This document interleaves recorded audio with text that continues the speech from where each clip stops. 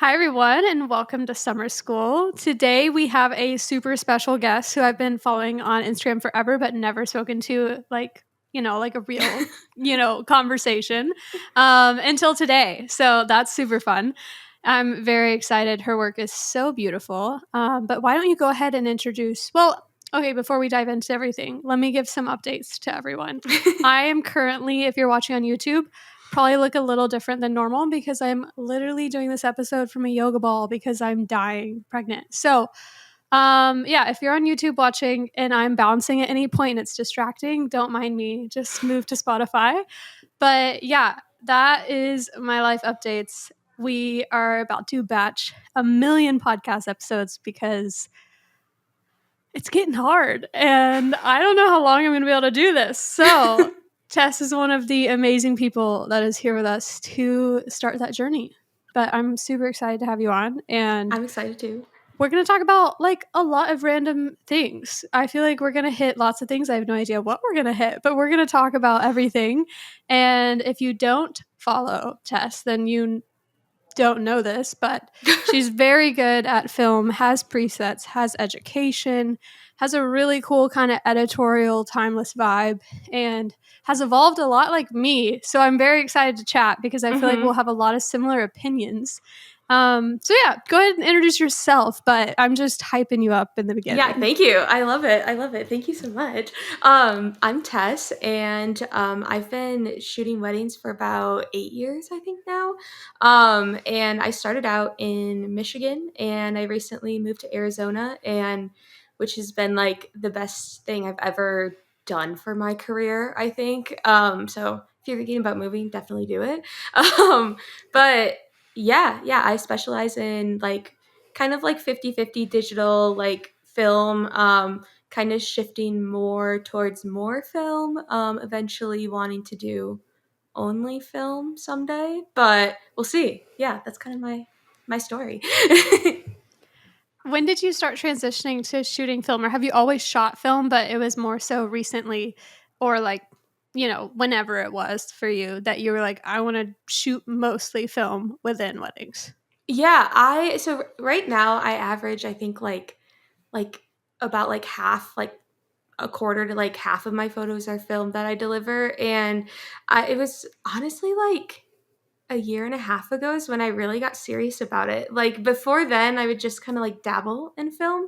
And I was always like, oh, I really love this, but I don't know if I'll ever get into it. And then something, I think I kind of got bored. And I was like, I need something to make me excited about photography again because I'm like kind of feeling like I'm doing the same old thing. And so I realized that somebody told me that you can put the DSLR lenses on like the Canon, like the Elon, like EOS bodies. And so I had a Canon Rebel, like a 35 millimeter Canon Rebel. It's so like cute and little. But I just put a Sigma 35 on it and I was like, oh my God, wait, film can be so fun and easy. And you don't have to use a Canon AE1 to be cool. Mm-hmm. And so, yeah, so that kind of like is where I started. And I wouldn't even suggest an AE1 if you're in the wedding industry. Like, I feel No. like every YouTube video ever will suggest like the AE1, like the K1000. And it's like, okay, these are all, yes, decent film cameras for beginners because you can learn the basics of analog photography. But when it comes to being a wedding photographer and already having an established business, Yeah. you can't move that slow. Like, No. you need something that actually works with your workflow. I even tell people, I'm like, grab a $5 point and shoot because some of the No, hardest literally. things to learn is just the flow of having another camera or a lot. You probably have a lot now. Like, I'm shooting on like Yeah. 5 or 6 cameras these days. And having the flow of like, my worst habit was like never finishing any of my rolls of film. Because when you're shooting like 5 cameras, like, how do you finish them? And then that really messes up workflow of like actually turning the film around to the client if I have to wait for the next wedding to like finish this roll or finish it. I have the most random photos myself where I've had to like finish rolls just for the sake of finishing them or just ditch 10 shots so I can take it to the lab.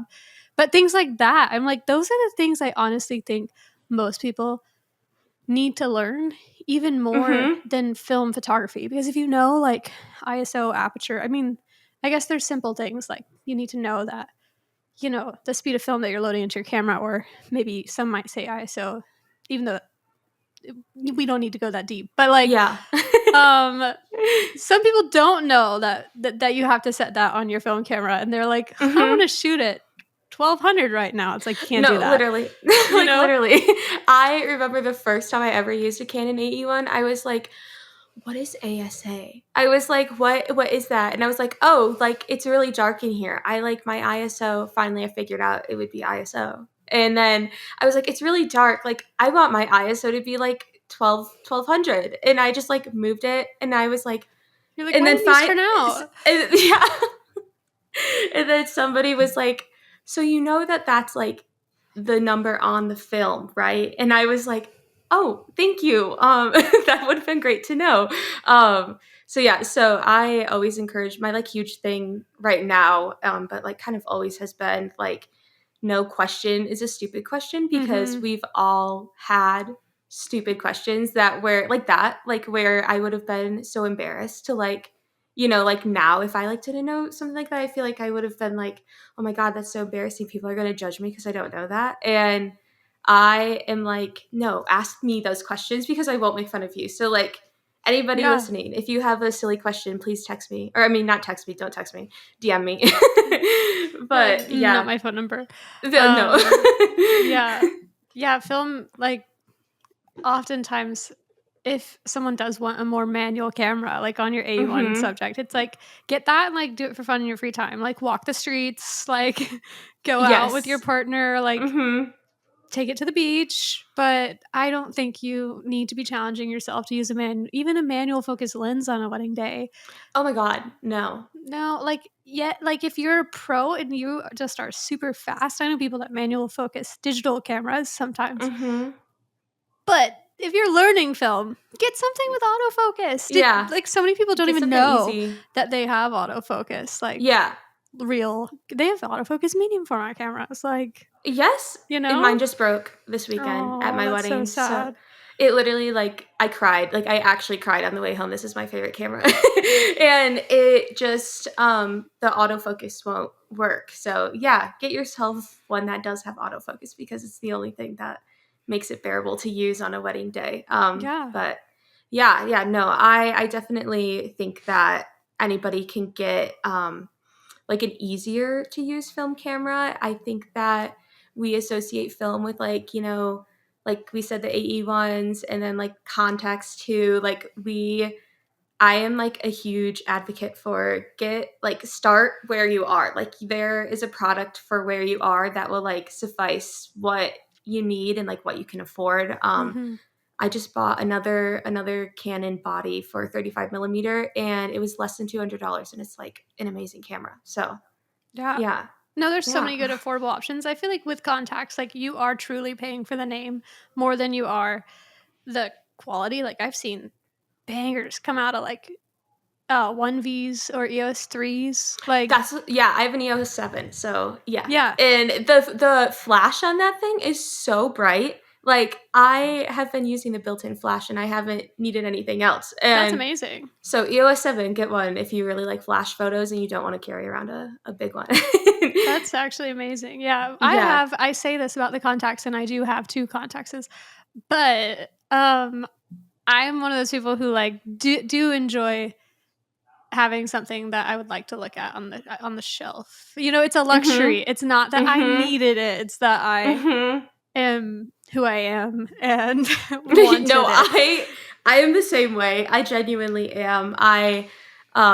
We just moved and we're planning a wedding, so I haven't bought it. I haven't decided that it was that I can splurge on that at the moment. But no, I want the black one, and so that's what I have. Yeah, and I'm like, if I'm gonna buy one, I'm gonna go for the black one, and it costs more to get the black one. Yeah, so we'll wait. That'll be like post-wedding like gift to myself. Yes. I actually found mine at not a horrible price for it being black. I mean, it's still like G2s are overpriced in general, but for anyone listening, Contax G2, a lot of people use it in the wedding industry. So if you have no idea what we're talking about, the Contax G2, it's a rangefinder 35 millimeter camera. And in the wedding industry, it's really popular. The 28 millimeter lens is probably, in my opinion, the most popular from what I'm seeing people use. I actually have the 28 and 35. I used to have the full kit, but on my black, so I have the black G2 and then I have the chrome G1 as a backup camera just in case things break. And I got my G1 like super cheap. Like there's some fuzz in the viewfinder, so it's like super cheap. Doesn't affect the photos at all, just affects my experience using it. So I think I got that set up for like maybe $500 or less. It was crazy, like decent deal, maybe like Wait, 300. oh, that's not bad. That's like I really know. good. I That's like know. really good. The streets of LA. I literally really bought it like on a jealous. sidewalk. Like I was like walking to a coffee shop and I was like, oh, I'm now buying a contacts. That's crazy. It's the most expensive coffee date you've ever been on. Yeah, Like- I know. So yeah, for anyone listening, the black one, it's a little more rare, therefore it's a little more expensive. But the 28 is my favorite lens, and I don't have a black 28, and I don't like mixing the chrome with the black, Yeah. so I just shoot the 35. Yeah. But yeah, I that's think, do they have a just. gold one too? They have a gold one, right? I know they have a gold and point and shoot. I actually don't. I Is don't it a point know. issue? Is it the, is, I'm sure they I don't probably know. have gold and every. I I mean, just know, who knows? I think it's so ugly. So No, yeah. that's Yeah. that's my one camera I would never buy. The gold is not for me. That's not, no. And we could have had a whole film talk and people would have loved it. But I'm going to deter us Oh because no, that's okay. it wasn't in my plans. And I know that we could probably rant on film literally forever. And I think everyone actually would love it. So maybe we'll have to have you back on because everyone loves hearing about film all the time. Oh, But yeah. you did mention to me that you like talking about what people should not do in the wedding industry. And I have no idea what you meant by this because literally just like this is just, something you mentioned. So I'd love to dive into that. So elaborate a little bit on how you enjoy talking about what people shouldn't do. What do you think people shouldn't do? Yeah, I don't know. So I guess when I was filling out like your questions that you had sent me, like asking me what topics I love to talk about, and I was like, what do I love to like chat with my like wedding friends about? Like when I'm at weddings, what am I talking to my second shooters about? And honestly, a lot of things that come up that it's like, oh, we should never do this at weddings. And like from like I don't even know like like videographers like standing in the middle of the aisle, like us blocking each other, from like I don't know, like where you're like setting up like your DJ booth, like to like that kind of stuff. And so I love chatting about that kind of stuff because I think we always hear like, oh, we should be doing this and we should be doing that, and we don't hear like, okay, but these are the things that you probably should be not aware do. of that are maybe like a little bit more like on the negative side. But it's also really important to know what not to do as well as what you should do, And you can't know what you don't know. And I feel like a lot of people listening probably are in the more beginning of their career, or maybe they're not, but it still doesn't mean that this might be enlightening for you. So what would be something you think people should not do? I had a situation with a videographer this spring, which I think was probably what first came to mind when I like wrote that down, who did not communicate with me at all throughout the day. And like I like introduced myself to her and she like ignored me. It was very odd. It was a very odd experience. And there was no communication prior to the ceremony about where she was setting up cameras. She had told me one location she was setting them up, and then the bride goes down the aisle, and I see right behind the bride is her second shooter, and he just sets up a tripod in the center of the aisle. And the aisle was like, it like squiggled. So it was like wavy. So it was like, it was kind of like it was hard to get like the couple like lined up in the center as is, like without somebody blocking your view. So yeah, he just like right at the front of the aisle set up tripod, a big No one too. wides. Yeah. And then there was also like 3 other cameras that were like I had to do a lot of editing. And so yeah, so that was a big like do not for me, was like if somebody's trying to communicate with you, like you have to kind of like do that back, because Yeah. I try to be like so open with communication when I'm working with other vendors, because I hate when like I'm like, oh my god, I had no idea that they wanted this, because they can't read your mind, like I can't read her mind. So yeah, it was just an awkward day. But Yeah. yeah, I feel like that so was the many first people thing. have probably had some awkward tripod Yeah. scenarios in ceremonies, which I've only ever had one, and I talked to him about it over dinner, so I don't mind sharing this because I was just like, "Hey, we communicated beforehand about where you're going to be. Where you ended up, I was not prepared for, and I just wouldn't do that again in the future." And Yeah. like we literally had like a legit conversation about it, and he like said he was sorry, and I was like, "Oh, okay." And then we were like, "Good." I love Um, that. I love that. but we actually like communicated game plan because there was two of them, Mhm. two of us, and that's like a lot for some weddings, but honestly, not that many for a lot of weddings. So there's four of us total with tripods. So it felt more like there was more than four of us. You know what I Yeah. mean? So Mhm. beforehand, we all kind of game planned. I'm like, okay, me and my second kind of work like this. He was like, okay, we kind of work like this. And then walking down the aisle, the bride walking down the aisle, he was like kind of where the groom is. Mhm. So bride's walking down kind of where groom is, instead of like with me towards the front of the aisle kind of like sharing a space where we could both get an angle. If I were to flip towards the groom, there's just a videographer with a huge gimbal. Do you know what I mean? Yeah. Yes. Yeah. And had I known that, maybe one of us would have followed him, because if not, he's then in every reaction. And then as the Yeah. bride gets there, he's still there. And then I think he left a tripod at the front of basically the arch. And I always tell people, I'm like, just don't put tripods like in way of flowers, because I can AI edit so many things out. But But flowers are I hard. can't really, yeah. I'm like, and that's also like someone else's art too. Like, I don't want to Yeah. just like AI some random duplicate flowers in there. It's never going to look how the florist did it if I'm literally like AI editing some. Mhm. Even if I did it by hand, it's never going to look the same, you know? Yeah. So he didn't stay there super long, but I was just like, oh my gosh, we basically had no angle without him. Like, Yeah. because his other person was following the bride from the back, and then he was right there, and I'm coming at it from a side angle that's very normal in the wedding industry.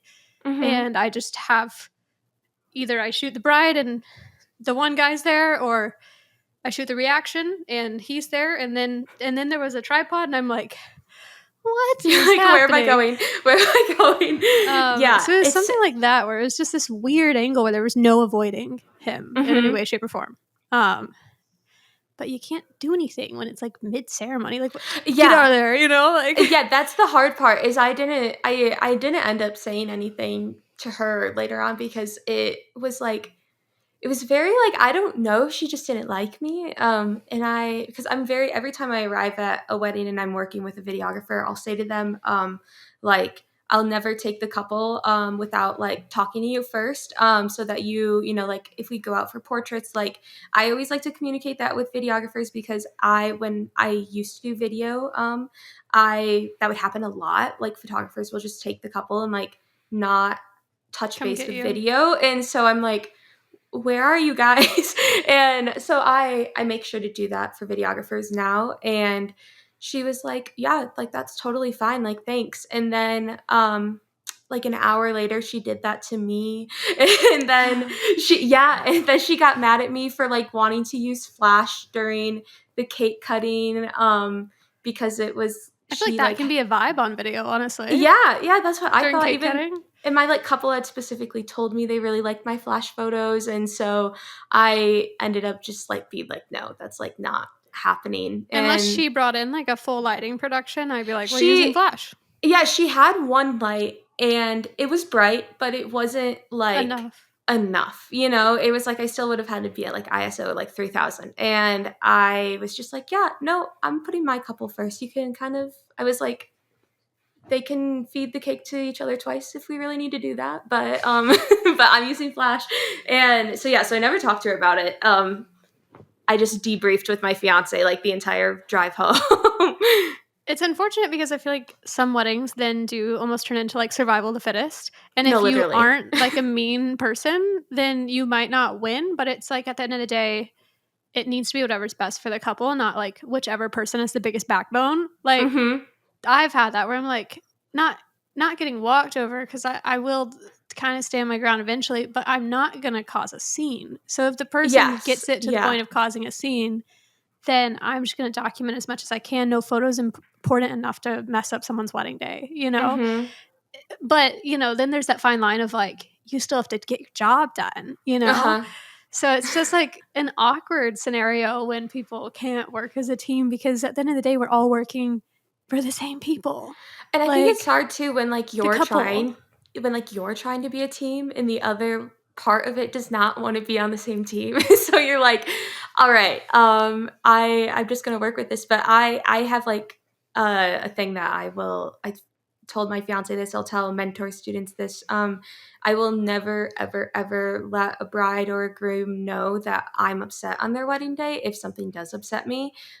Because that's not their It's not job. their fault. Yeah, Yeah. yeah. There have been so many times like I have worked and like been like super smiley, like talking to like a bride and then like and we're like an hour behind on the timeline and I like turn around and like I'm like, oh my God, I'm like stressing. But like to her, I probably seemed like I was like so chill. Yeah. And I think that's really important because I never want them to feel stressed. If there's like a day you shouldn't feel any sort of stress, it should be your wedding day, in my opinion. Mm-hmm.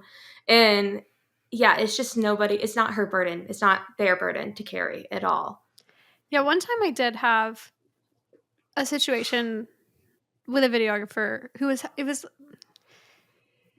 and I'm sure everyone listening has had situations with videographers, or if you're a videographer listening, you've had situations with photographers. Like, I don't Mm-hmm. discount that there's photographers being weird too. Yeah, this is no shade to videographers. I love working No. with Yeah, videographers. I love, You but guys make the day so fun.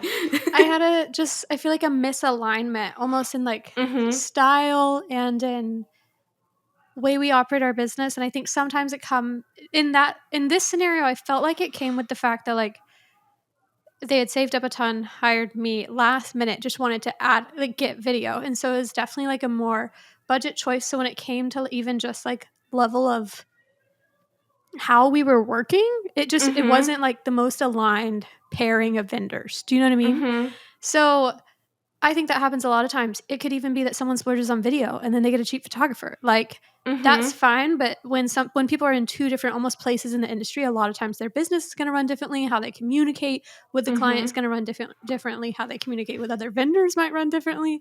And you would hope that price doesn't change that, but oftentimes it does. And in this scenario, I was trying so good at not letting anything show. You know what I mean? Like what was happening. But literally, the bride ended up apologizing on his behalf, like after the wedding. Was like, "Hey, also, I'm sorry that uh, how this person was," and I was like, it made me feel bad because I'm like, Oh I my feel bad that God. you could tell that, Yeah. but it was like I was just trying to roll with the punches. Like I was like just trying to make things work, you know, like. Mm-hmm. There was a lot of scenarios. I don't want to give specifics because I don't want this to then for people to know like what Yeah. wedding this is, but Yeah. yeah, it was just an interesting scenario. And I'm like, man, I always try my best, like you said, to like not make it aware if there is anything happening and you are a vendor at a wedding, whether you're a photo video, whether you're a florist and something the wedding planner irritates you, like I just, yeah, you should never really make it aware. You need to be professional. Mm-hmm. I tried so hard. And I'm like, I guess I wear my emotions on my sleeve because I guess they noticed, at least in some capacity. But I mean, some of the misalignment was also in style. And so, I mean, I think they just were aware of like, this wasn't a great pairing. And it's hard because you want to get your job done and you want to like give them your style. But when the other person also is like a totally different style, there's only so much time in a wedding day to accomplish things. So it's like Mm-hmm. someone has to sacrifice. And I was like, I can get what I need without being in charge. But it was definitely a strange like scenario. But I don't know. I do think that weddings require like wedding photographers are so talented to me because I think weddings require a lot of social intelligence and a lot of social awareness, and like if you don't have that, like it's like so hard. Oh, It's so yes. hard to make it, and like you said, like the like working style and that kind of stuff like changes like with where you are at in the industry. So I think like it gets better like as you know learn more and everything. But yeah, no, I wedding photographers, we have to be so socially aware of like read the room Mhm. at all times. And yeah, and like know when to like put the camera down, like when it's not time for photos, like when it's not time to say that thing. Yeah, and I definitely have worked with people who don't have that, but yeah, that's another big don't. Yeah, you need to be aware. Yeah, even just, like, aware of when shots should be taken and when they shouldn't. Hmm. Like, I've told planners, "No, they need a break." They're like, "You should go Yeah. take these photos." And I'm like, "I I understand I should, and I Uh-huh. understand the light is going away. So I understand why you're saying this. But this couple needs a break. And Like it's their they need wedding to sit day. down. They need to enjoy themselves, and I'm not going to push them to do 20 minutes of photos if that means that their experience on the wedding day is going to be worse. We can get some magic in 5 minutes. I will be Hmm. fine. I do not need I remember the beginning of my career when I actually felt like I needed like a lot of time for like almost like sunset, like golden hour portraits, Yeah, you know what I yeah. mean? Like I need time and we're going to create art and I'm like Yes. give me like 3 good minutes. No, We're like good. literally. I tell my couples, I'm like, I can do it in 5 minutes. I'm like, I can do your bridal party photos like all together, 15 minutes, like max. Okay, that's actually And impressive. I need time for and those ones. But I portraits, if we everybody's good. there, if everybody's That's in true. the area, 15 minutes, I can get it done. I have like 3 poses for each like group, and I'm good. Yes. And honestly, I think my brides like it because a lot of the people who book with me like aren't really They don't want to stand into. there for like an Yeah, hour. Yeah. exactly. But yeah, no, I tell my couples, I'm like 5 minutes. If that's all we get, we can make something happen. But yeah, like you said, like a wedding planner, not letting them sit down. I had a wedding planner who like was trying to rush us through our portraits, and my couple like was really wanting to Fancy. take portraits, and like they really wanted to get these photos because we only had a few minutes. And yeah, they ended up actually reaching out to me because they were upset with the wedding planner, and they booked another like separate session with Mm. me for just their bridals because they were like so upset that this planner like they were like, I feel like she rushed you, like she rushed us, like let's just do like we'll put all of our stuff back on and we'll meet up and take more photos. And they ended up being like insane. Some of my favorite photos I've ever taken. So I'm happy with it, but don't be that planner because that stunk. Like to and I could see it like in their face. They were so annoyed too. So yeah, kind of reading your couple is so important. Like what Yeah. do they want to do? And like making sure you're telling them like if you think that this is too much, like if you're done with photos, like Be say it done. and I will not be offended. I will be super happy that you said that to me. I think that reminds me of like in this stage of my career, I feel like instead of hoping and expecting different portrait times, I more so just look for like small like vignettes of time, like vignettes in general, Mhm. like moments, like, oh, we're near the grand piano. Let me whip out my flash for literally 2 minutes. We'll get you a cool photo, move on. You know what I mean? Mhm. Like, it's almost like little, small, micro shots that Mhm. make up like a really more dynamic gallery too than like 20 minutes at Mhm. sunset. You know what I mean? And then the couple, they can enjoy taking a photo for like 3 minutes. Like, they're like into it. And then they move on and they go have fun. Like, it's Yeah. almost like you didn't pull them away because you're stopping them almost where they already are. Quick pose. Okay, go keep talking. You know what I mean? Like Mhm. I enjoy that a lot more now and I feel like I notice us doing that more and almost us not doing longer post portrait moments in general. You know what I Mhm. mean? Like Yeah. Also, so sorry if you can hear my dog barking. My fiance might have just gotten home, and so if no she might worries. come and close my door. So so I'm so sorry. No, you're good. Everyone on the pod, she has some cute little doggos back there. Yeah, 3 of them. Um Man, I'm trying to think if I have anything that I think people should not do. I feel like I've already mentioned this on the podcast a lot, but I actually do think attire can be pretty important only because I've had negative experiences outsourcing people within my company not wearing the right clothes. And Yeah. so I do feel like attire can be important. I also know for a lot of people, it's not important. It really depends on the demographic of clients you're bringing in. Mm-hmm. But I also think no matter what kind of clientele you're bringing in, like being overdressed, I feel like is always better than being underdressed. Like, Yes, I let's be agree. real. But I mean, in the wedding industry, I feel like there's so much hype around like wearing anything, any color. I'm like, I'm not saying that's wrong. So that's not something I think people should not do. I just think for me, I'm like, it's so easy to just wear a all nice black outfit and no one to ever Yeah. bat an eye or question me on anything. Yeah.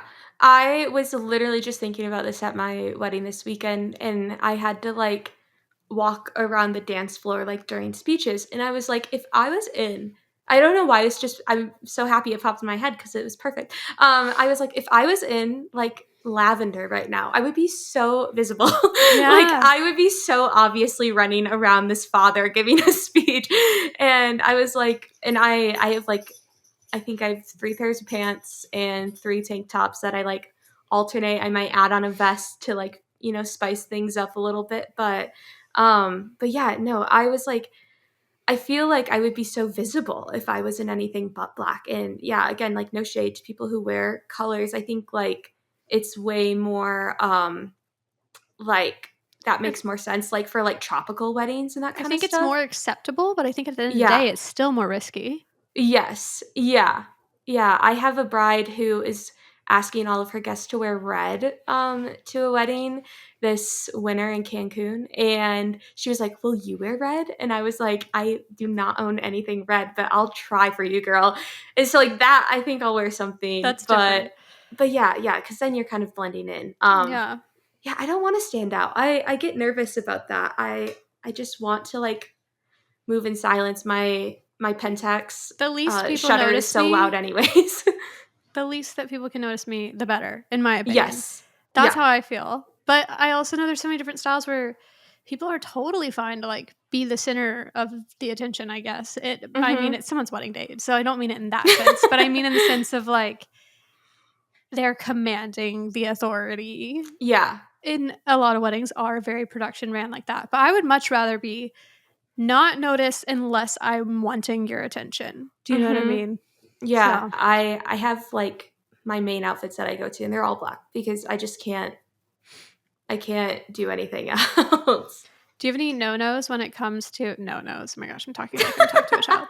Do you have any no-nos when it Just comes preparing. to posing or film? Because I know those are 2 areas you're really passionate about. Do you have any Yeah. areas that you would say things people should not do in either of those areas, film or posing? You could start with either one if anything Yeah. pops into your mind. I think with posing specifically, I like in my course and stuff, I talk a lot about.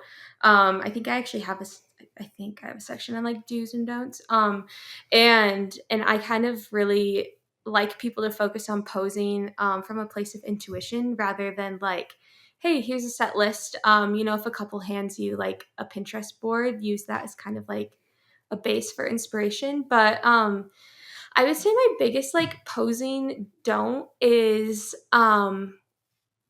probably like going into a session with like a list in your head. I guess I kind of just said that earlier, but like don't walk into a session and think, okay, I have to get like this shot, this shot. Kind of just let like them get comfy with themselves and see how they move with each other, and then build poses around that. Because I used to go into sessions with a list, and it just you get people looking so weird. Like poses are not one size fits all, and they definitely aren't. And so yeah, so going in without just kind of like without a list and from a place of intuition is that a do? That's a do, not a don't. Either way, that's like a do and a don't. Um, Man, yeah, I'd say like don't rush in Yeah. posing. I think most people in the beginning of their career feel the need, or any stage of your career. I always say in the beginning because I feel like people that maybe listen to this are, but at the same time, Hmm. honestly, I have no idea who's I listening. listen to your podcast. I've been doing this Yeah, for almost a decade. so I need to stop saying that. But to me, nothing is worse than like a rushed session, No, especially like literally. if I'm modeling for something and they're moving me really fast, I get so overwhelmed. And I know some people probably do need to be moved faster than others. So maybe there's a good fit for that person out there. And I do understand that some people need that. They need that to Mhm. feel confident. And I mean, actually, no, I take that back. That's my don't. Like, don't rush people because honestly, natural moments don't happen when you're rushed. Mhm. And I don't think anything really good comes of rushing. And there's also no need to fill negative space. Like having moments of awkwardness or stillness or peace. Most people Yeah. would say awkwardness, but I don't even find it awkward anymore. Like, Yeah. if anything, having those moments allows for the couple to actually be themselves because they have space to look at each other and communicate with each other and feel whatever they're feeling in that moment, whether good, bad, stressed, self conscious, whatever it is. You can know how to direct them better because they're actually able to feel those emotions. You know what I mean? Mhm. So I don't know. I think nothing's worse than like a rushed session. And I think for many, when you're more so in the beginning, you tend to rush more because you feel like you have to. You think the Mhm. client won't think you're good enough because you're not constantly just popping a pose out, you know? Yes, yes. I was literally just going to say that. I was like, it is so easy to think that if I'm not taking photos, I'm not working. But I explain to my clients, like, especially when they're booking, a session that's an hour and a half or 2 hours with me, that this is really to make it so you have more time to like relax in between and we don't have to rush. We don't have anywhere to be. And so, whereas like an hour, we might have to like, go a little bit faster. Yeah, like they're not paying you to be taking like you're going to deliver the same amount of photos no matter how many photos you take usually. And so yeah, don't Don't rush. keep yeah don't rush, don't take photos the entire time, you don't need to. Mm-mm. Like walk slow. And sometimes really cool things happen when you don't have the camera up. I mean, I almost learned that the hard way of like I almost need my camera to be on guard because they might do something really natural and cute Mhm. just naturally. You know what I mean? Because you're actually giving them the space to be themselves, you know? Mhm. I've had that feedback before of like, I felt like I had a really awkward session because the client was awkward and stressed. And I'm like, and how did that affect you? Why did that affect you? Most Mhm. likely because you let it into your own mind of thinking that they're awkward and they're stressed because of you, when most Mhm. likely it's more of that's just who they would have been and how they would have felt no matter who the photographer was. Mhm. How did you actually allow them to feel that? And then operate the session almost out of that. You know what I mean? Like I don't shoot the same way with every single client. So probably the Mhm. same with you. I Yeah. think for a lot of photographers, they have this script and they have this list and they just run super fast and knock it Mhm. out. But I think the beauty comes when you can almost be a chameleon of, okay, this couple needs me to be like this, and this couple Yeah. needs me to be like this. Like maybe I'm not the most natural hype woman, but if someone needs it, I can whip it into Mhm. gear, you know? Yeah. And if they don't, then most likely I'm not going to because it doesn't come the most like it's not me, you know? Mhm. But like you said, so much of wedding photography is almost interpersonal, like Mhm. skills, you Oh know? yeah, yeah. The social intelligence aspect of it is like absolutely insane. I was just gonna say I did have a couple recently that I felt like I couldn't like connect with them at first. Like and towards the end of their session, like it was I realized that I think they were just really, really nervous. I also did get stung by a wasp at this session, and which I was so proud of myself. I didn't scream, and then I had an allergic reaction, and like almost passed So out. just chaos. So just chaos all around. So if I feel like I people think that like especially when I do mentorships and that kind of stuff, like people ask like how do you deal with like awkward clients like when you feel like you can't connect with them very well.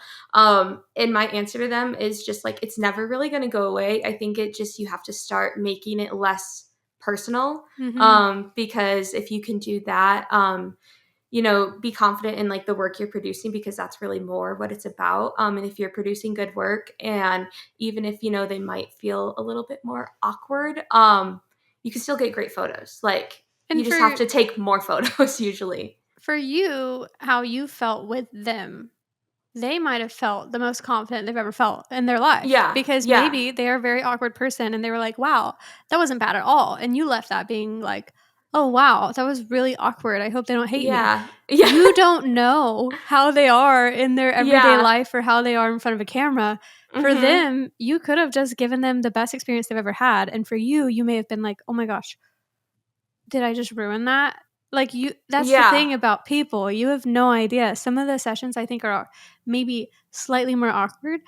That's just because they would have been awkward no matter who the photographer is Yeah. because No, literally. most people are not comfortable in front of a camera. I'd say like 95% aren't, you know? And Yeah. even those who are probably don't feel like the most confident, no matter who the photographer Mhm. is.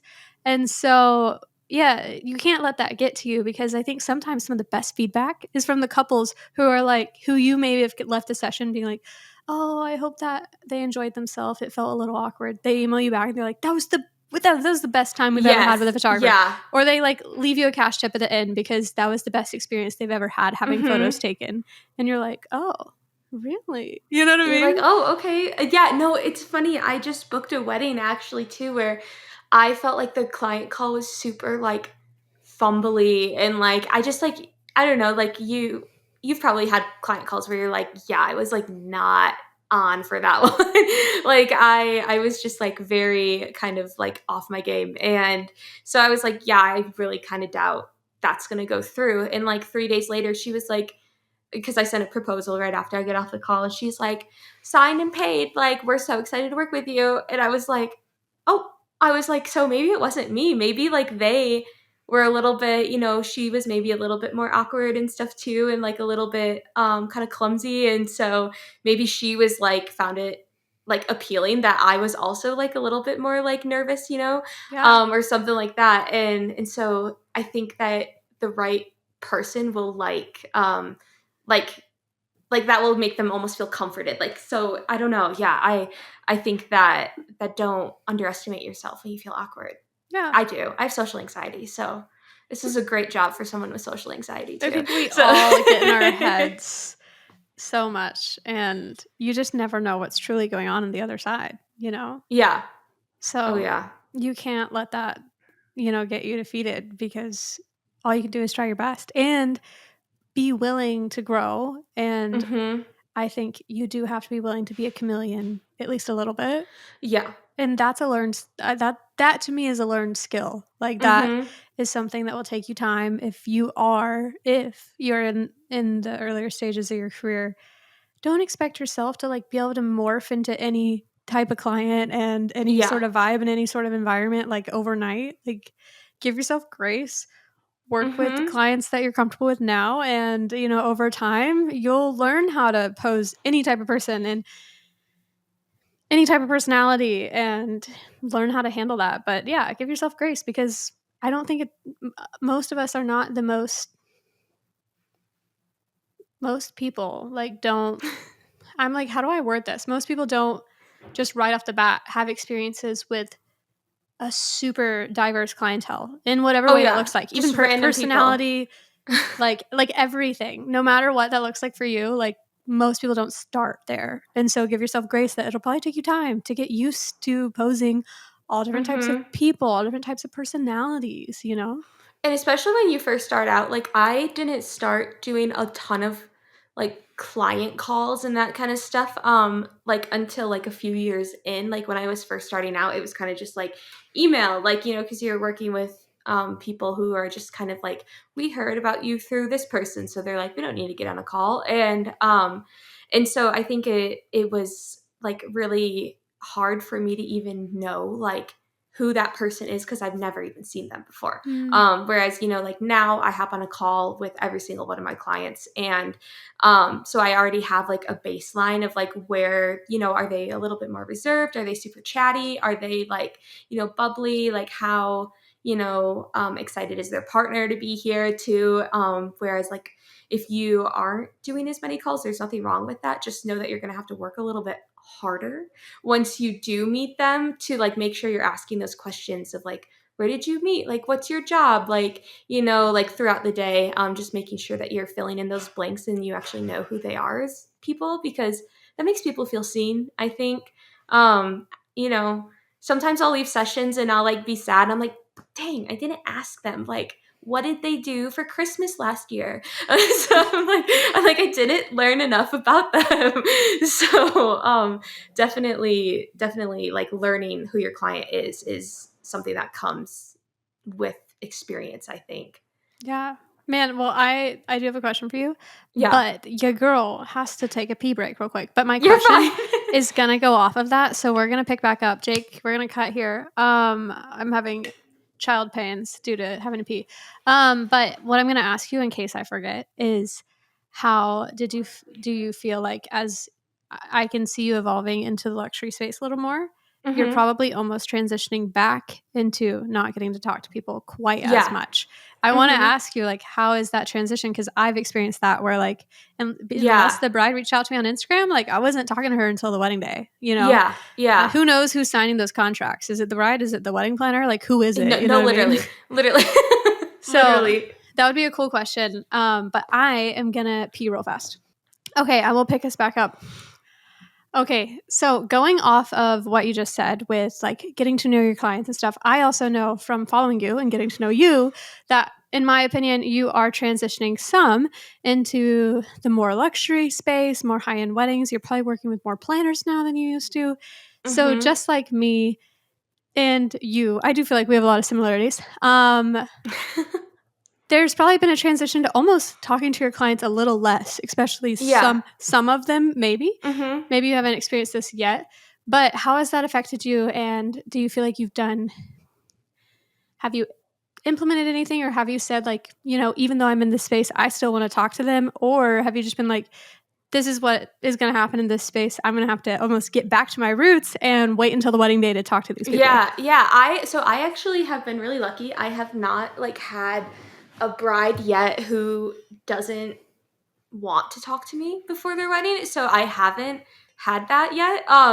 But I have definitely had like situations where I am, maybe having the first initial call with the bride. And then from there, I'm only talking to a planner. Like the Mhm. bride, like wanted to meet, usually it's the bride. So I guess bride and groom, they sometimes are there.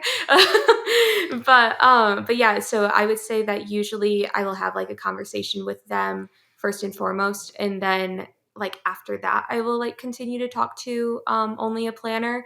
But I think that when it comes down to that, I think it's just like working a little bit harder on once I arrive, like making sure I'm like connecting with them when we're taking portraits, making sure I'm like talking to them. And I do think it can feel a little bit like there can still feel like there's a little bit of a disconnect, but it is something that I think we're both aware of, and you just kind of have to move through, Mhm. because it could feel like a little bit more transactional, which I don't love. So I think that I will always continue to like suggest like, hey, like I really would love for like you to like, at least like talk to me a little bit beforehand. Mhm.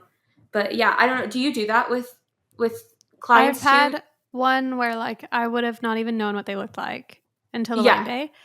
But she reached out to me on Instagram and was like, "Hey, I'm so and so." And I was like, "Oh, so cool," because I didn't know if I had even emailed with her, Yeah. or if I had only emailed with the planner. Like I didn't know who was signing what, and you know, you Yeah. just hope that it's the client signing the contract, but who really knows at that point? Yeah, I Um have like been emailing a planner and thought I was emailing a bride before. And like when I learned, I'm like, wait, how did you guys not let me in on this? yeah. So yeah. Yeah, so, you know, I was totally okay with the fact that I might not know what they look like. I might not have ever spoken to them until the wedding day. Totally Hmm. okay with it because that's what comes in that space. But it was really cool that she reached out because I was like, oh, now I at least like feel like I know you at least a little Hmm. bit. You know what I mean? And we chatted and we Yeah. hit it off, which was really fun. But a lot of my clients still do find me more than the planner than the client. A lot of times it's the Hmm. client and then they connect me with their planner. So luckily, probably like you, I still get the chance to interact with a good bit of my clientele, which is really Yeah. fun. But I know obviously there's a lot of people in like the real luxury space where they're not chatting with that client. They might not even know they might barely know their name until the wedding day. Yeah. And you just have to get it done, you know? Yeah, and it's a really, like, I'm like, that's where I'm actually at kind of like a teetering point with myself where I'm like, do I want to Do like you want that? continue to climb that ladder, or like, am I feeling comfy where I am? Because I'm working with some really like amazing weddings still that I love, but I'm like, I don't know if Yeah. like, that's a lot of pressure, like, to be able but then I look at somebody like John Dolan, and I'm like, this man looks like he probably, like, could walk around a wedding with a disposable camera and be at, like, Anna Sophia Robb's wedding. So, I'm like, so maybe you don't have to lose that to, like, get, to work in that space. I think, yeah, I don't like the idea of not speaking to a bride beforehand, or a groom too. Yeah. I think there are people that break the boundaries, but I think it Mhm. is a little harder in that space. Yeah. So I think, people want things done, they want it done a certain way.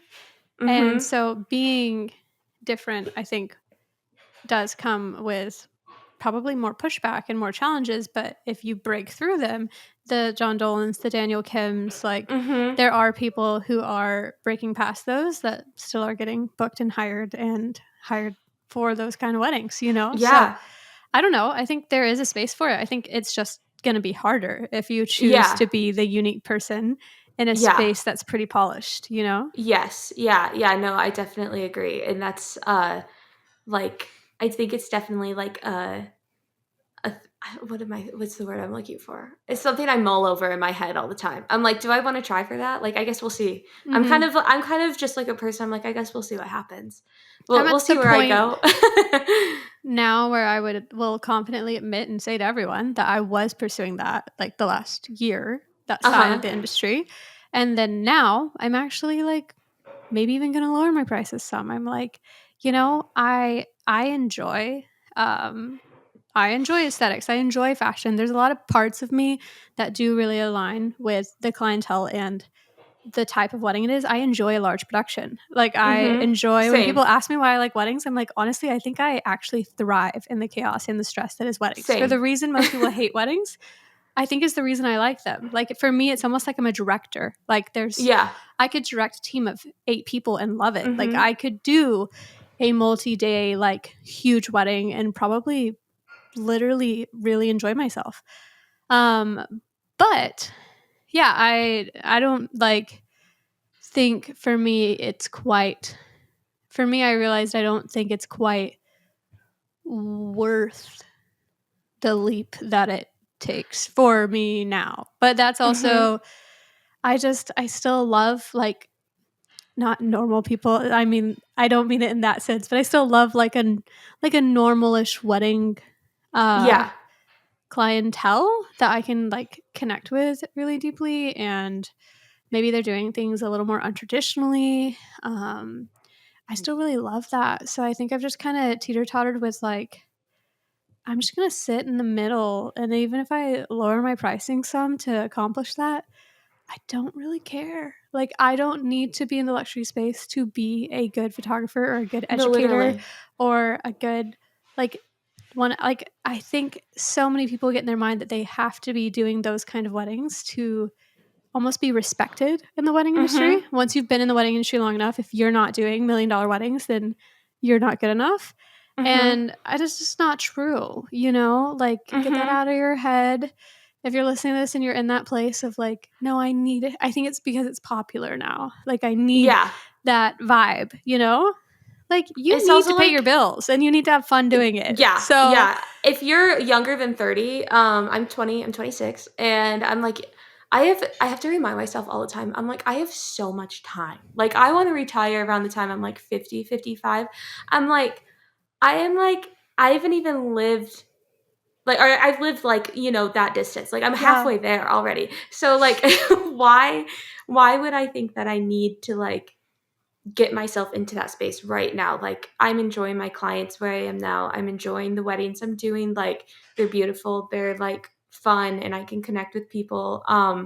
But if I want to end up going that route, I don't need to rush myself into it. Mhm. I just want to focus on my work now. Also, yeah, in 2025, bookings are so wonky. I don't know if you've had that experience. I've also moved myself from like East Coast to West Coast, so that is part of that fun reason. But yeah, 2025 bookings are wonky for me. I'm seeing I a lot of feel like last minute things, and I feel like a lot of people are yes. agreeing with me.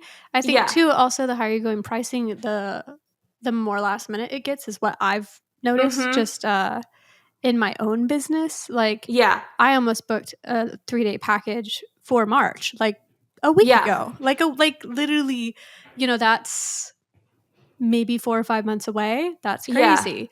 Uh-huh. For a multi-day event. Yeah. So I think too also the the more you up level in the industry also I think to me most of the time correlates with faster booking times, which correlates with more Mhm. last minute inquiries.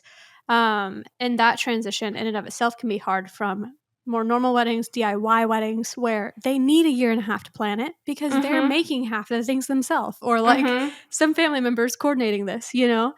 And then with a planner, it's like they can get whatever they want done in 3 months, so they don't need that much time. Yeah. So I have been noticing a lot of like really last minute things, but in reality, I actually don't think they're that last minute. They just feel last minute to me because I'm like, oh my gosh, a 3-day booking like in 4 months. Whoa, No, like that sounds so soon. Yeah, I think about that too because my spring is much more empty this year than I have ever been, but like my like like late summer fall is like really full mm, and so and I'm like over here like stressing like damn like I really want to book more like April, May, June weddings and I was like that's still like so far away actually.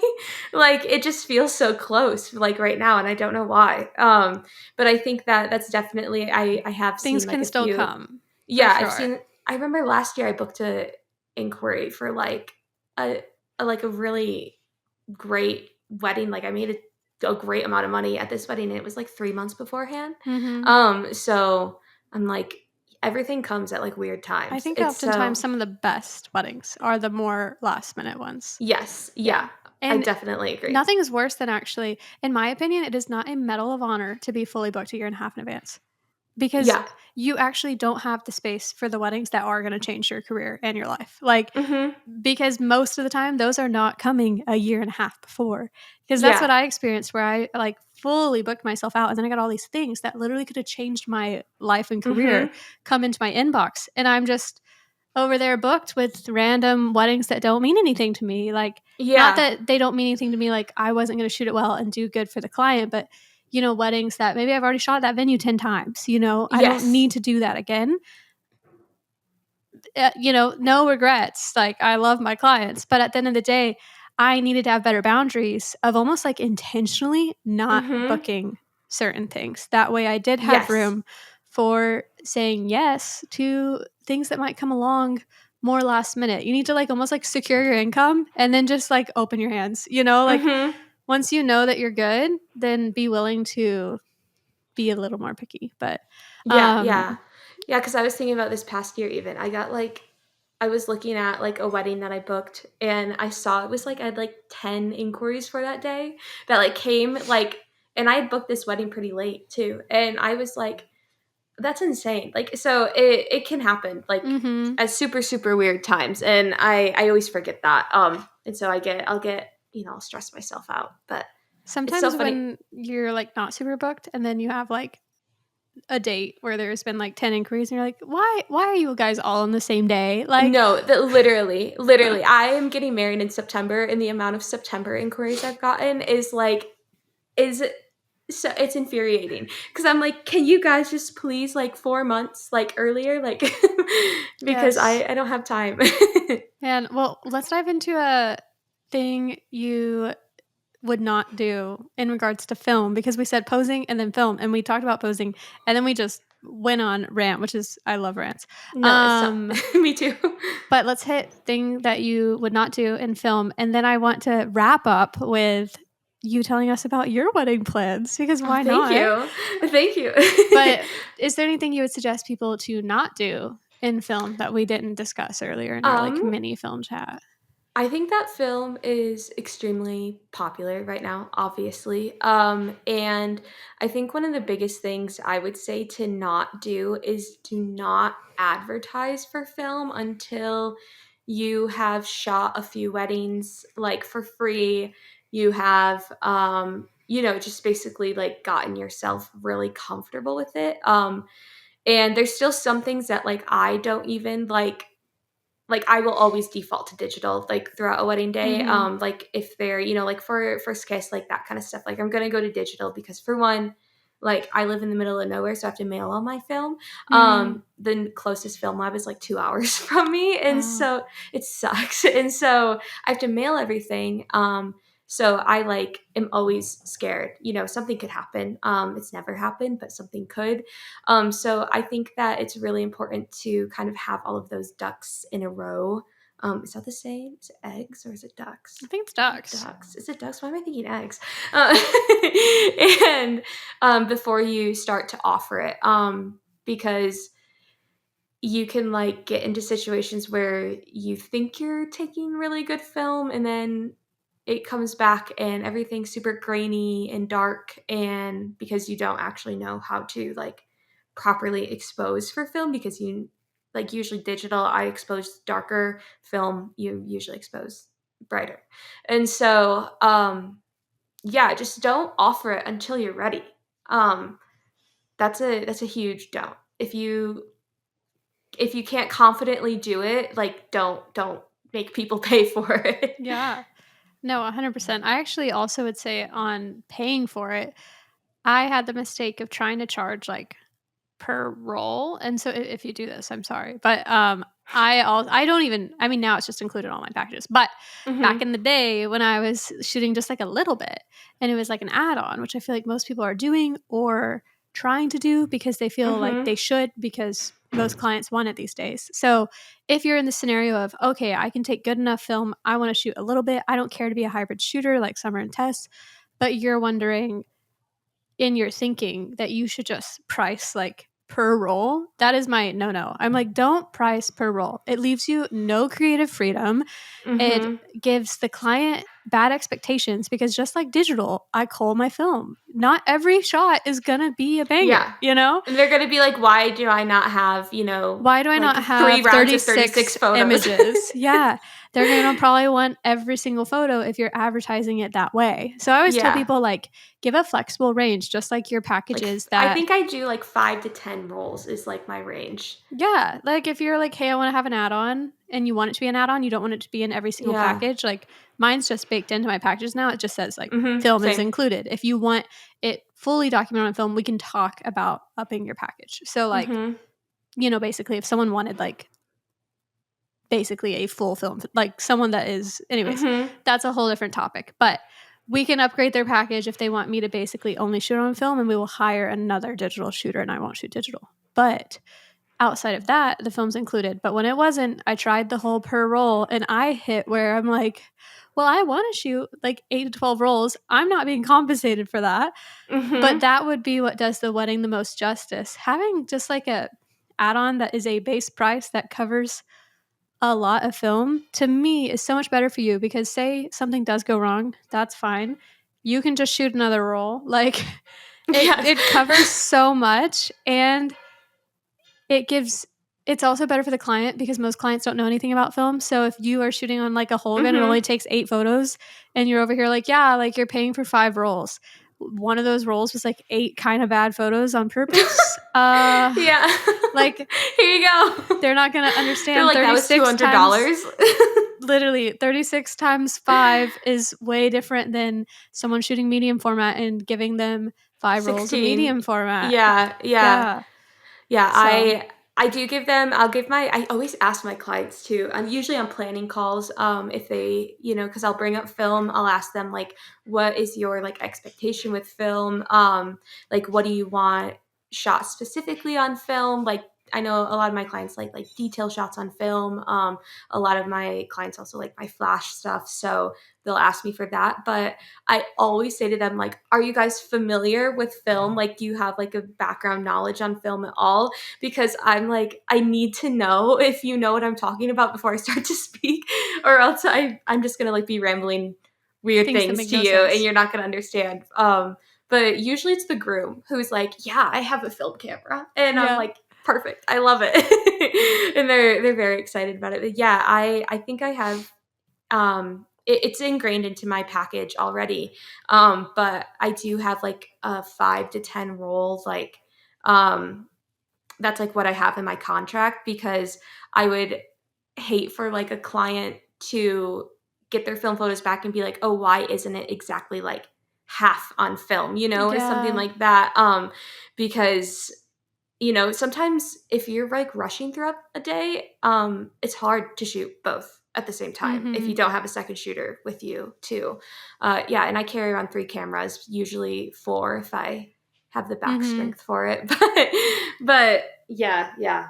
Yeah, give people a minimum because legally you need to. But outside of that, don't give them an exact because that doesn't make any sense for anyone involved. Mm-hmm. So, and I think so many people when they're first starting film, they're like, they have like a little point and shoot and they're like, I'm going to offer like a add on of 3 rolls. And it's like, no, it doesn't matter. No. Your client doesn't even know what that means. Like, They're all like very they're like blurry and for exactly 163 because that's how much it's going to cost me. Like, no, just I'm considering getting the new. I just did a wedding this weekend, and she had a Pentax, the half frame one, yeah. and So then it I'm takes like considering 72 getting that. photos. Yeah. Yeah, for receptions, I'm like, nobody's blowing up their reception Actually, photos. I also just pulled 72 out of my butt. Like, I actually don't know how many photos it takes, but I think it's 72. I think it is. I think you're correct. Who I knows? think you Film are. nerds, don't come for me in the comments. Yeah. Honestly, yeah, I've seen some that don't take that bad of photos, and then you literally do get like double the You images. get so many. Like, that's awesome. Film is so expensive right now, so I'm definitely like considering it. So Yeah. that's another thing. If you are a girl on a budget, get a half frame. Yeah. Man, so tell us about your wedding and your plans. Like, what is going on with you as a photographer planning a wedding? Has it Yeah. been stressful? Are you excited? What are you feeling? I am not very stressed, except for the fact that I bought a wedding dress like right. I've been engaged for about 2 years now. We'll be about 2.5 when we get married. Or I think, yeah, I'm getting married in September 2025, and I got a dress like right after we got engaged, and my mom came to visit and she brought it to me because we moved from Michigan to Arizona in the past year, and I was like, I don't like this dress. And so I recently got a brand new wedding dress. So if anybody listening needs a wedding dress, DM me. I am trying to sell it. It's brand new and it's really cute. And then by But next September, she's going to want a different wedding yes, dress. exactly. But yeah, I found a new one and I love it. But we're getting married up in Washington, and Nice. yeah, we're really excited. Annie Morgan is doing our photos. I wanted somebody who had like a pretty different style than me. Mm, Because I was like, I don't want to feel like I'm looking at my own photos on my mm, wall. Because she offered to me, she was like, do you want the SD card? Do you want the raw photos? Like, and I was like, honestly, no. Like, I just don't even want. I know you edited your own wedding photos, didn't you? Well, the It digitals, yeah. We was paid it for a film stressful? photographer, and then a girl that was associate shooting different weddings for me did our wedding. So basically, I hired an associate photographer Uh for my huh. own wedding because the film photographer was like the priority. So it was like Uh huh. for most weddings, it'd be like the digital photographer's in charge, and then the film photographer. It was like film photographer, the digital photographer's just there, Mm-hmm. Um, I edited like a sneak peek. I have not. We've been married over a year, and I've probably only edited like 25 of the photos. So That's what I was scared was going to happen. So I was like, no, you just take it. yeah. You take all that on. Then again, do we ever need 1,000 photos? Like probably not. But Exactly. and I got all the film, so I do have Mm-hmm. the film photos, and I still do like that. It was just, I mean, for us, it was a small wedding, so 12 people in total, and I didn't. I didn't really want anyone I didn't know there in general. So we knew the film photographer, even though he was like hired. Like we had shot with him before, we had modeled for him. We know obviously my associate, and then my dad officiated, and we ate dinner at a restaurant we had already eaten at before. So my vibe was just like I didn't really want anyone I didn't really know there. And if I were to really hire a digital photographer, one probably wouldn't have been in the budget I would want because my expectation would be like crazy. And then also I just have this fear of like, even when their portfolio is good, I don't know them, I haven't worked with them, and I don't know that what they give me will be what I see online. And so I was just like, there was no one worth it for me to hire digital like edits for it. And I know that might sound weird coming from a photographer, but my associate was trained to kind of shoot like me. And I just wanted like good enough digitals that like, you know, in 10 years, if I wanted to like throw something in black and white, I could. So I don't know, maybe I'm a little crazy, but yeah, technically my own company paid my own company to shoot my own wedding. So I love that. I guess it's a write-off in some sense. Yeah, no, I love that. Yeah, we're doing a small wedding too. We're doing 35 people. And it's like a house with like 2 cottages on it too. Fun. It's like an estate and then 2 little houses. So everybody's staying there. And we're staying at a different Airbnb, but it's an insanely cool Airbnb. I was Cute. like, no, honey, we're staying here. It's an hour away from our venue, but I was like, I don't care. Like we need photos in here. And so, yeah, so I'm really excited. I haven't been super stressed because we've taken so long to like do everything. So like this really like the most stressful part I feel like is like, what am I going to owe? Because I feel like I don't even know, like you know, like You're it's like, like I've hired people, but how much do I have left? Yeah, I hired like an event design. Our florist in our event is our event designer, and she's like, oh yeah, like I really want really funky chairs because I think chairs are make or break a wedding. Yeah, bride, do or don't, like do spend money on really nice chairs, and so she was like, oh yeah, I'll like try to find them for you, and I haven't heard back, so I don't know how much that's gonna be. So I'm like trying to budget for like a budget I'm not aware of. So we'll see, but yeah, I'm really really excited. That's my only stress, I would say. Other than that, the long engagement has made it really really fun. That's nice. I feel like I got to the point of like, well, Vegas, 12 people. Like, I think we got more to the point of like, we haven't really planned our wedding because we don't even feel like we have time to plan our own wedding. And then I wanted to try on wedding dresses because there was a store having a sale. And so I was like, well, I can't plan a wedding dress without knowing where we're getting married. And I look at Jake and I'm like, we could like elope in Vegas. And he was like, we could do that. And I was like, okay. So I I'm love like, that day I was like, okay, we're doing it. That week I was like, this is what's happening. Booked the venue and just booked things. I honestly don't know how long we would have been engaged if we didn't just be like, let's just elope in Vegas. Here we go. Yeah. So that was kind of how it happened. I genuinely I was like, well, I can't buy a dress not knowing where we're getting married. We had thrown out like Mexico, Scotland, like who knows where. You know, we always knew it'd be kind of small because our families are Vegas. like, I guess our families are, some might call that like bi-coastal or whatever. Like my family's in Georgia, his is in Washington. So we were like, I didn't want to have my wedding in Washington. But we lived there, so it's different. So, and I think too, I wanted an excuse to not invite anyone. And so if it wasn't where we lived, that was what we wanted to do. Yeah. Then I don't need to invite everyone, you know? Yeah. So yeah, but that's awesome that yours isn't stressful. I feel like a lot of wedding professionals get in their head and, you know, like, I mean, ask me again in 6 months, but we'll have you back as on. of right now, I'm not stressed out. So, we're not doing too much like DIY stuff either. We're pretty much, that's why we hired an event designer, but we are like getting candles and like buying like, you know, like thrifting a lot of things because that's kind of our personality, and I don't really love the idea of like buying something brand new that I'm only going to use for like one day. I also don't really Mhm. love the idea of like renting all of my decorations because that feels like this was at somebody else's wedding. I don't know the vibe of their wedding. Like, is it bringing that vibe here? So, Mhm. so if we want to get a little superstitious with it, but yeah, that I'm really, really excited. My biggest budget was florals, so Fun.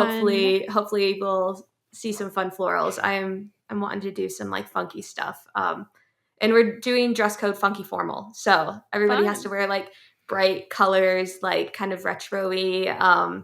But yeah, just nothing boring is the vibe. That's amazing. Mine was Yeah. mostly only family members, so I could only tell them to dress, as much as I could tell them, Yeah. wear something cool. Cool. Got Yeah. it. Got it. Thank you. But yeah. We thought about actually having receptions. We had plans to have hmm a reception both in Georgia and in Washington, and then we went on our honeymoon. We were like, "Oh, we'll just do it after our honeymoon." And then I got pregnant, so here we are. I love We definitely it. got Baby pregnant. shower and reception, like all in one. Yeah, definitely got pregnant on the honeymoon. So we were like, yeah, who cares, man? We don't need the receptions. I That's fine. knew that once we got married, we probably wouldn't actually do the receptions. I feel like everyone that has a small wedding, they're like, I'll have a small wedding and then I'll have like a party like 6 months later. I'm like, those parties never happen.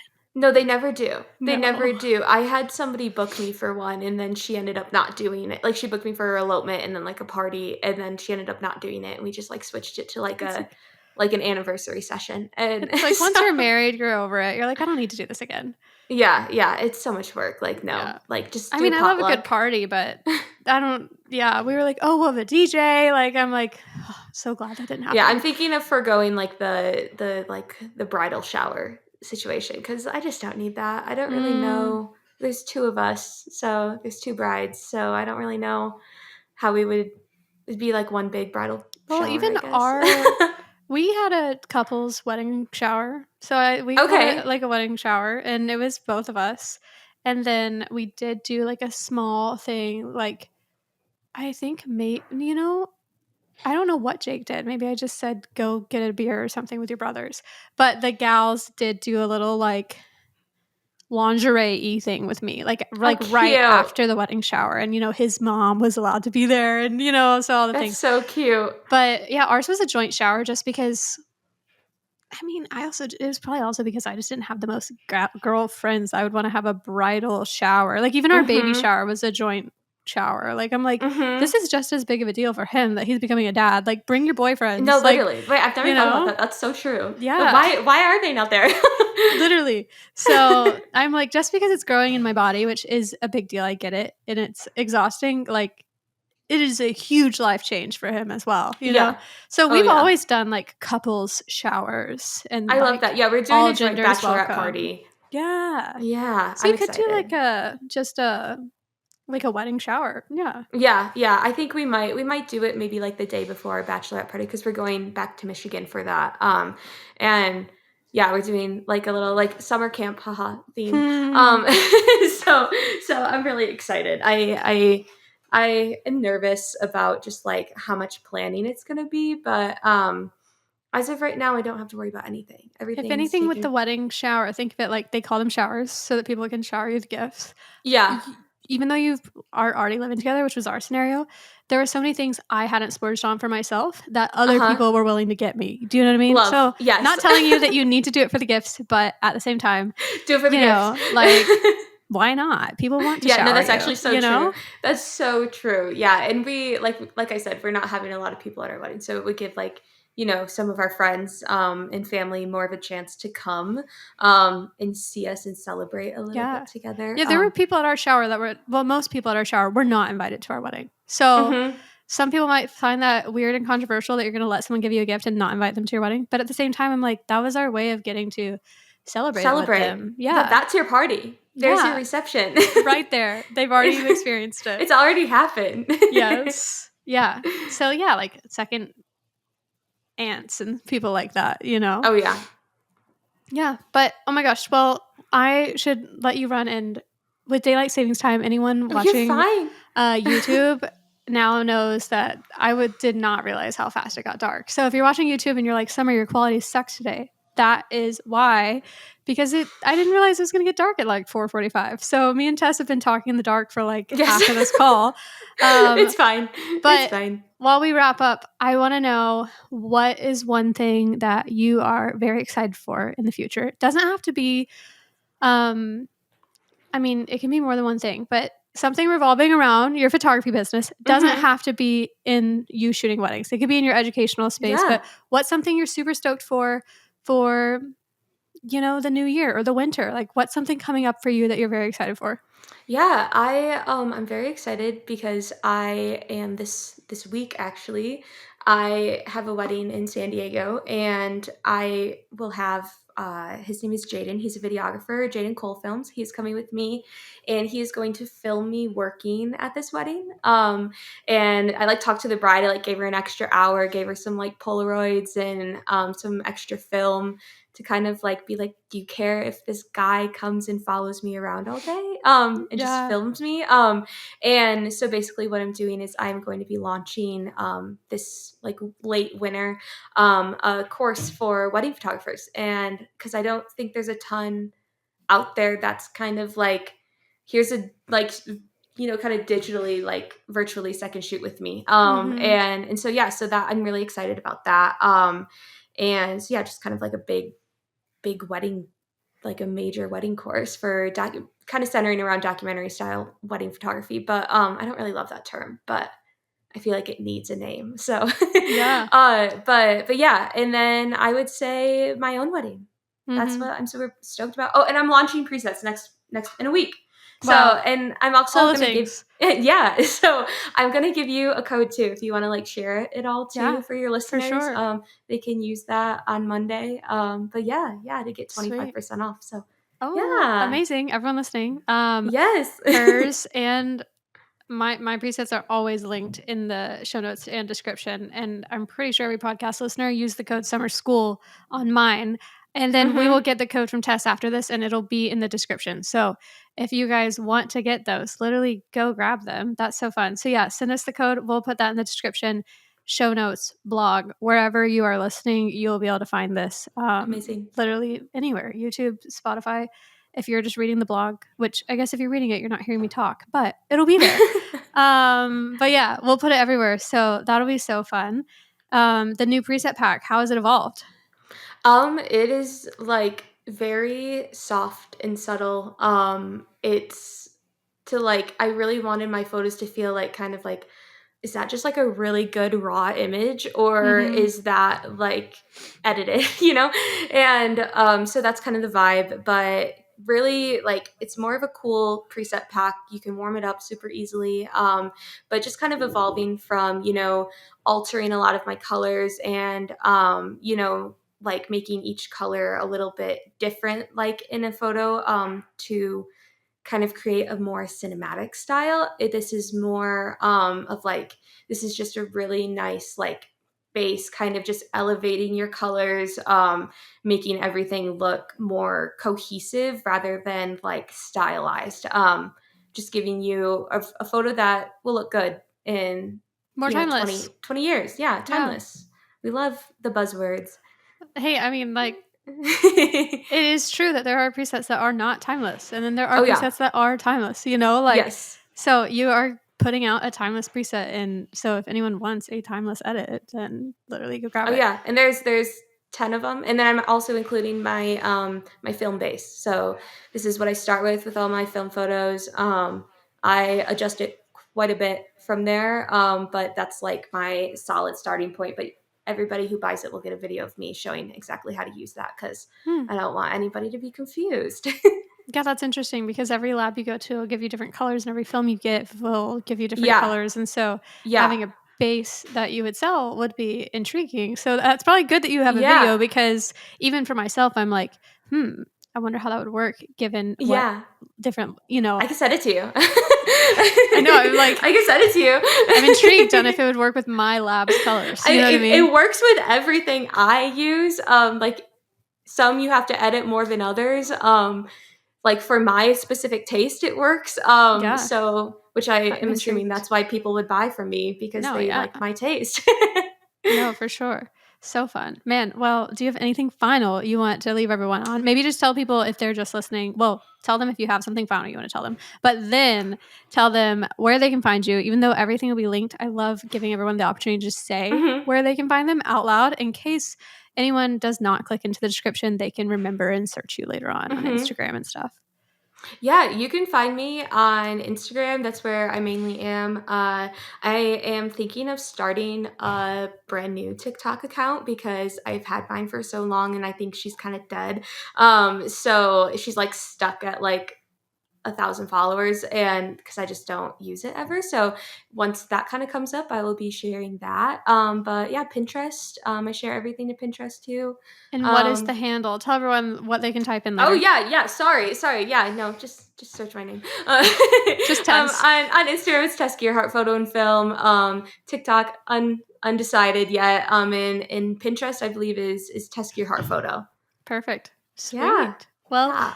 thank you so much for joining us. For Thank anyone you. listening, we would love if you share this episode if you enjoyed it, or send it to a friend, or leave a rating review. It helps me get more amazing people like Tess on. And I know if you listen to the podcast all the time, you probably hear me say this all the time, but it truly helps us bring on some rad guests and helps the podcast just get more publicity. So do that.